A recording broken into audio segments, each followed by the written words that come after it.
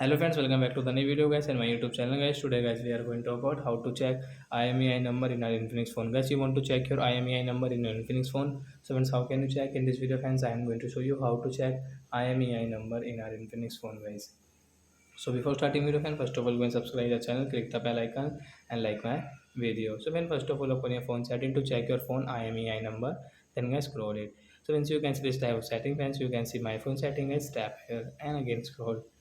So friends, you can see your IMEI number SIM sold 1 and guys IMEI number SIM sold 2 guys. You can check from here in your Infinix phone guys. You can see IMEI number SIM sold 1, IMEI number 2.